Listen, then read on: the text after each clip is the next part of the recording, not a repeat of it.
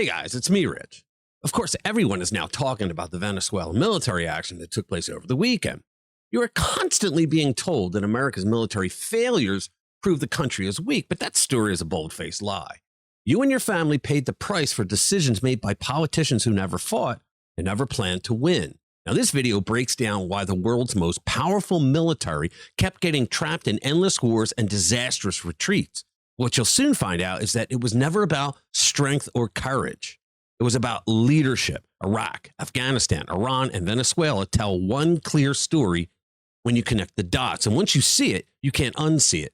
We're going to once and for all prove how leadership makes the difference. Let's get into it. The United States has the most powerful military the world has ever known. That part is not up for debate. What is up for debate is why that power keeps getting wasted, misused, or flat out betrayed by the very people in charge. Because here is the uncomfortable truth.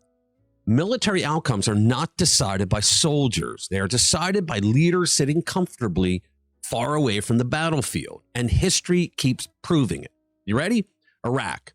The capture of Saddam Hussein, December 2003, pulled from a hole. Mission accomplished, right? Wrong. That moment came 9 months into a war that would drag on for 8 more years. Here's what they don't tell you. 150,000 troops deployed, over 1.5 million Americans rotated through Iraq over the course of the war. Thousands were killed, hundreds of billions of dollars were spent, and Saddam's capture didn't stop the violence. It followed him into that hole. The military did its job. They always do their job, but the mission kept changing. No clear exit strategy, no defined end game. The biggest mistake was embracing a globalist war doctrine that had no clear strategic interest for the American people. That was Bush's fault. That's not a military failure. That's leadership creating an unwinnable scenario. Iraq proved that even unmatched military power fails when leadership treats war as a default setting instead of a last resort. Here we go, Afghanistan. And this is where things get even darker. After 20 years, the U.S. still had total military dominance. The withdrawal did not fail because America was weak. It failed because leadership was careless, rushed, and driven by politics instead of planning. President Trump began a withdrawal plan designed to protect Americans and retain control of Bagram Air Base. That mattered. But then 2020 happened. A new administration took over and the plan collapsed. Under Joe Biden, the withdrawal turned into chaos. Nobody disputes that. The Taliban advanced freely. Americans were left behind. We never leave Americans behind. Afghan allies were abandoned. Equipment was surrendered over to the Taliban. The Pentagon allowed the Taliban to control security at Kabul airport. That decision alone tells you everything. 13 U.S. service members were killed at Abbey Gate on August 26, 2021. Marine Corps Staff Sergeant Darren Hoover, Army Staff Sergeant Ryan C. Nelse, Navy Corpsman Maxton Soviak, 11 others. Their names deserve to be remembered.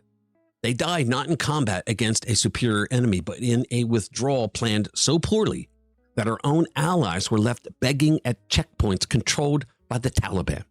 Not because the enemy was stronger, because leadership failed. Afghanistan proved that even ending a war requires competence. Without it, people die. Now look, if you guys find this valuable and you haven't done so already, become a subscriber to the channel. You can hit that notification bell and smack the like button because it helps us get our message out to more people. Also, we do live streams every Friday night at 6 o'clock Eastern. We're reading interesting stories of the week. We have a really good time. The chat is awesome. Join us next Friday. All right. Iran. After those disasters, something changed. Under President Trump, the doctrine shifted.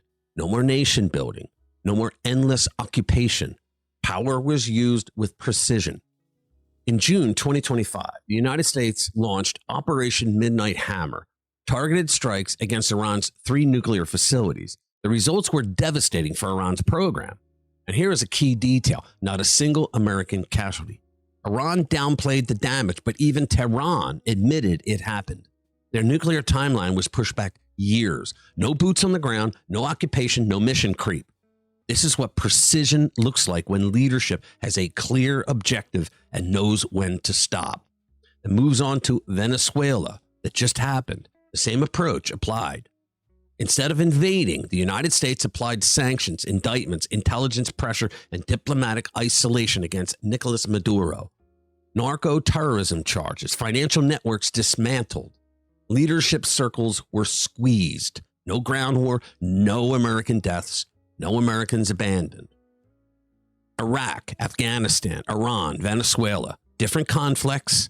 One lesson: the military was never the problem. The problem was leadership that treats war casually, retreat recklessly, and American lives as expendable. Here's the pattern. Same soldiers, same training, same firepower. Iraq, years of occupation, thousands dead, no clear win. Afghanistan, 20 years, chaotic retreat, Americans abandoned. Iran, precise strikes, zero casualties, objective achieved. Venezuela, pressure without invasion, regime isolated, no body bags. The variable isn't military strength. It's whether the people giving orders understand the cost of blood and have the discipline to use power without wasting it. Donald Trump has proven that he is that leader. Strength is not measured by how long we stay. It is measured by how cleanly objectives are achieved and whether Americans come home alive. America does not need endless wars to stay strong. It needs leaders who respect the cost of life, understand restraint, and know when to strike with purpose. History already showed us what works. The only question is whether we choose leaders who remember it. So tell me what you think in the comments below. Do you think America's military failures were caused by bad leadership or bad strategy? I love hearing from you guys. Thank you for watching. I'll see you in the next one.